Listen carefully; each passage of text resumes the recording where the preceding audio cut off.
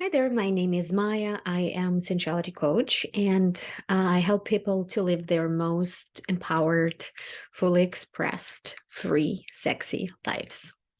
And today, this is my relationship segment, and I would like to talk about this phenomenon.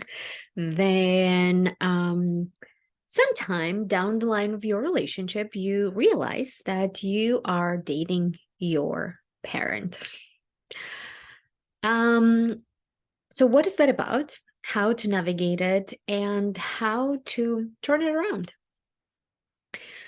As humans, we are social creatures, and our first experience of belonging to the group, which is crucial to our survival, comes through our families, comes through our caregivers, right? We learn that we belong to this group that functions in a particular way.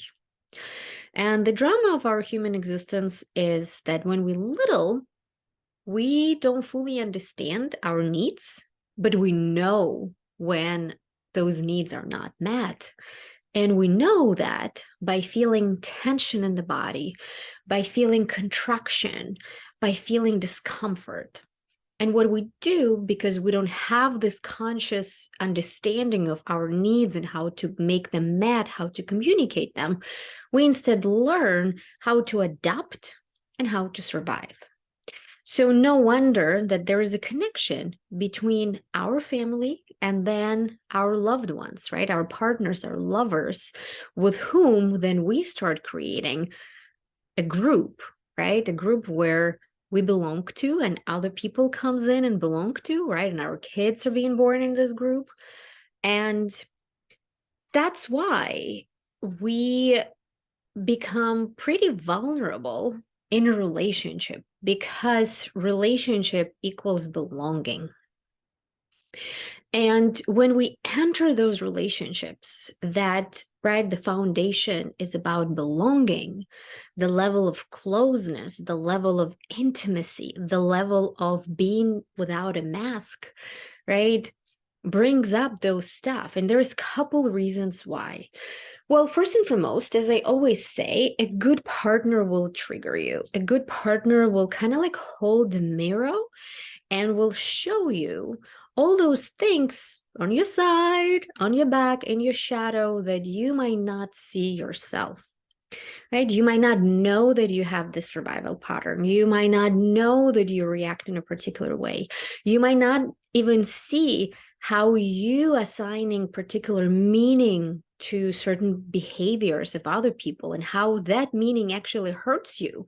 And that meaning might not be even true, right? So a good partner will bring that up and you will face it. And that's okay, right? That's part of our growth.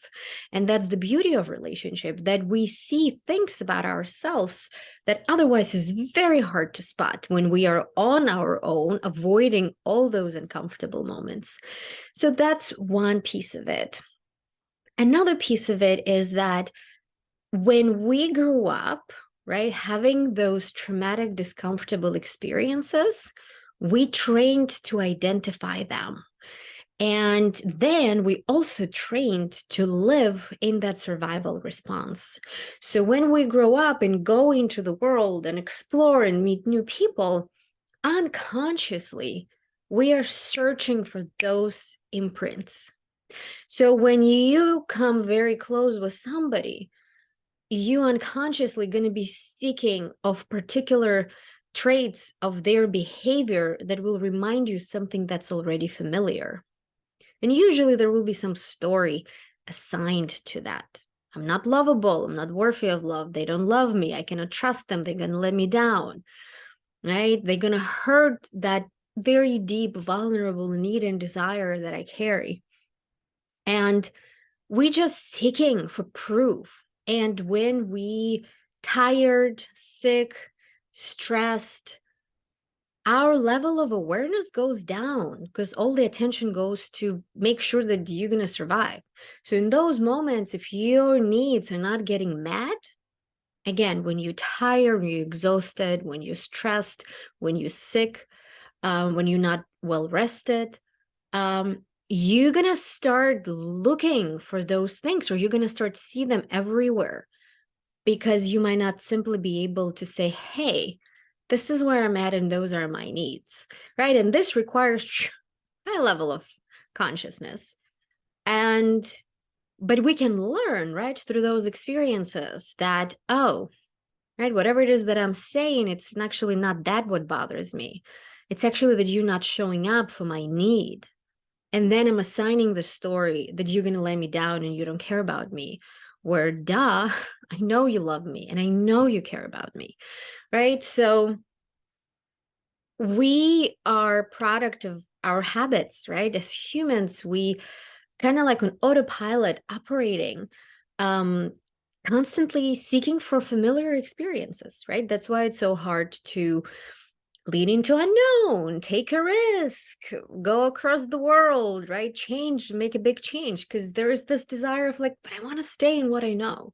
So unfortunately, we unconsciously choosing those experiences that we actually don't want to experience just because of habit, because of fear, right?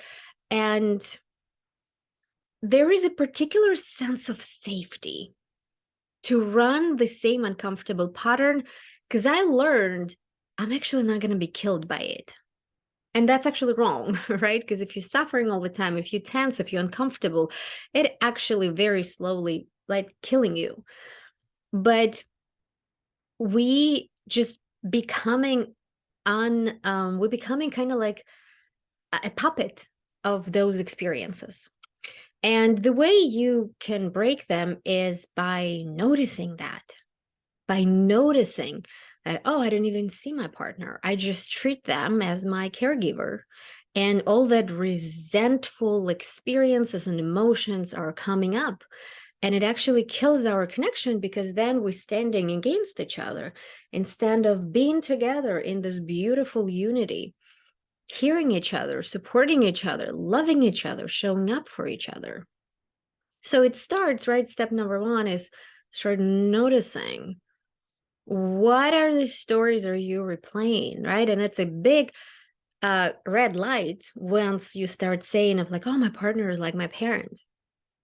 The deeper question is, oh, why am I looking for all the proof that my partner is like my parent? And is that actually true?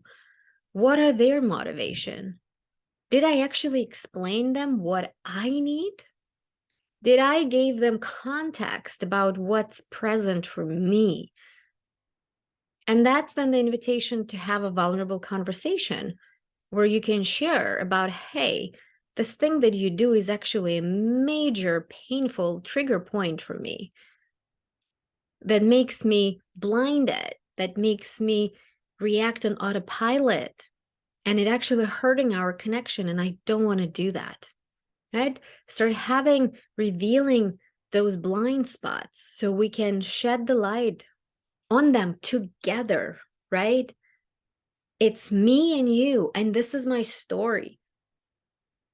And let's work around it, because I don't want to replay this story here.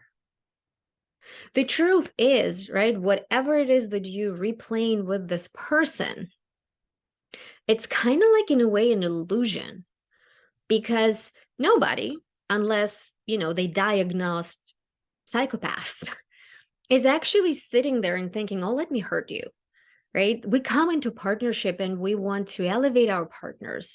We want to contribute into their lives. We want to be somebody special and recognized in their lives. So we just know what we know, right? Our mind knows what it knows, and it seeks for those familiar things. And then without questioning, right? Telling you, oh, that's truth. You're repeating that. Where in reality, people are just people, and people might not even think about the consequences that their action can impact on you and in your experience. So when you face those experiences, those challenges in your relationships, that's an invitation to actually go deeper into yourself, your past, and your needs, and it creates more depth and connection in the relationship, because it creates this opportunity to reveal very tender parts about yourself. And revealing those things creates deeper trust.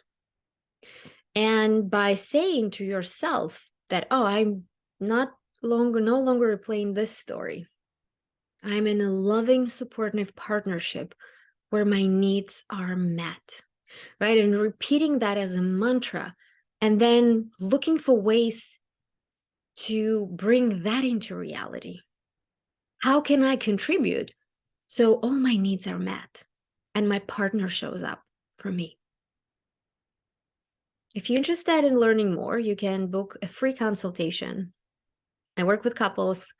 I do a 90 minutes tantric bliss session where you learn about principles of conscious, heart open connection, how to cultivate that depth and love and presence in your relationship. Also, comment below, what was your experience like when it comes to recognizing that your partner has traits of your caregivers? And if you're interested in a particular topic, also share your ideas, and I'll be happy to record a video answering that particular question. See you soon.